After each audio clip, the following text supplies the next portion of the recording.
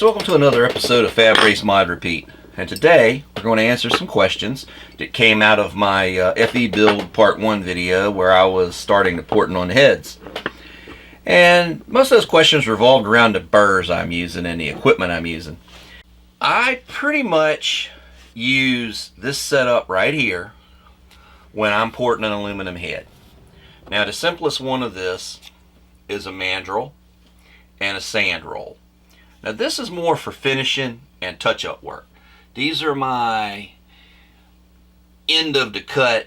I'm starting to polish it up. I want to get my surface, and I use these ranging from 40 to 120 grit, 40, 60, 80, and 120 grit, starting at the roughest and working my way up to the smoothest. Now if they're a fresh set of heads, I can usually get them to cut smooth and clean enough with the burrs to only need to use the 120 and maybe some polish and broughs at the end, which I don't have any broughs right now. I wish I did. I got some coming in, but I don't know if they're going to get here before I finish shooting that piece of the video series. But these are my typical burrs that I use. They're all fluted aluminum burrs. The difference in a fluted aluminum burr and a double cut iron burr or non-ferrous metal versus ferrous metal burr is the ferrous metal burrs are cut and look more like a pine cone.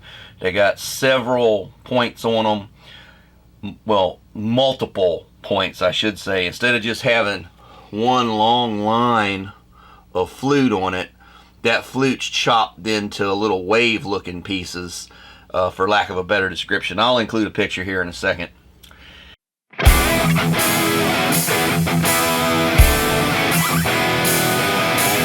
But these are my three that I typically use. This is a tapered round nose. I use this for really tight corners and for getting in behind where the valve stem or the valve guide comes up into the pockets on the back side of the bowl in that real tight area. I'll use the tip of this burr to run around there to smooth it up and help shape the back of the stem support, valve guide support, whichever you want to call it. My tight area around the edges and all, I use various sizes of this, what's called a ball tipped burr or round burr. I actually have some, I didn't bring them in with me, that are actually perfectly round. It's a perfect sphere on the end, and they're interesting too. But this is my favorite. This is the one I like to use for that. And I have a couple of different sizes of this one, but this is the 3/8 and it's my workhorse. And then the main thing I take the bulk of the metal out with, going down the runners and all, after I have my shape roughed in with these two, is my flame. This is a 1/2 inch flame bit. It takes off a lot of metal. It can be curved. As you can see, it tapers, fattens up, and goes to a tip. You can rock it, and you can do a lot of stuff with it. You have to be careful not to overdo it when using this one, particularly when you get around your short turn radiuses and all. If you've already worked them with your round over and your taper bit, you have to be careful that you don't go a little farther than you want it to, because this thing moves a lot of metal and it moves it quick. These move a lot of metal too, but they don't seem to pull it off in the volume that this does. So those are my main ones. Pretty much every set of aluminum heads I do, as far as V8, straight sixes, that kind of stuff, these are my go-to shapes. Even if I'm doing an iron head, I still want these same shapes. Now sometimes I have special cases. You see me use the short one in that part 1 of the FE build video. I use that little short one at the beginning of the video to start the cut around the intake port, or around the exhaust ports. That was just because there was already, typical of an Edelbrock head, there was a little machined area there, and I wanted to extend that on in because that would help me keep my angle. Because what I was focusing on that head was the roof of the port and shaping a short turn. And I'll show more detail on that in part 2 of that video, which we should be wrapping up here. I got to finish filming it. I've got a lot of stuff filmed in the last week. I just haven't had a chance to edit it. So I figured I'd go ahead and answer this question about this.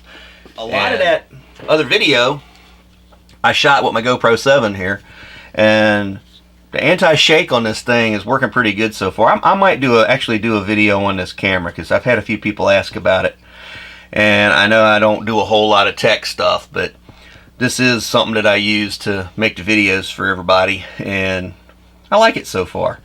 My 6 is a little easier to deal with from some standpoints, but the anti-shake feature in this has been helpful, especially sitting on the bench with me cutting and it vibrating like that.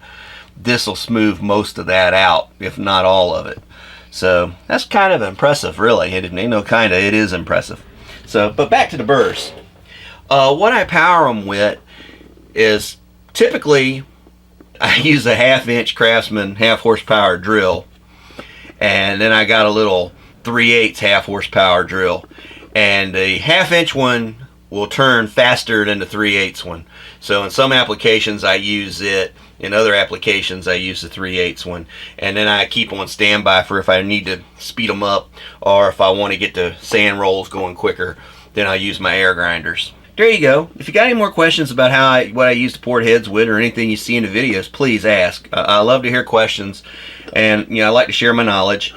And if you see something, ask. I can't repeat it enough. Just ask the question. The only bad question was the one you didn't ask. So anyway, as always, practice your skills, learn a new one, think outside of your box, push your envelope. You never know how far it'll take you, and the reward's always worth it, because in your mind you accomplished it, you thought about it, you saw it, you made it happen. So until next time, it's Fab Race Mod Repeat. Hope everybody has a great day. Thanks for watching.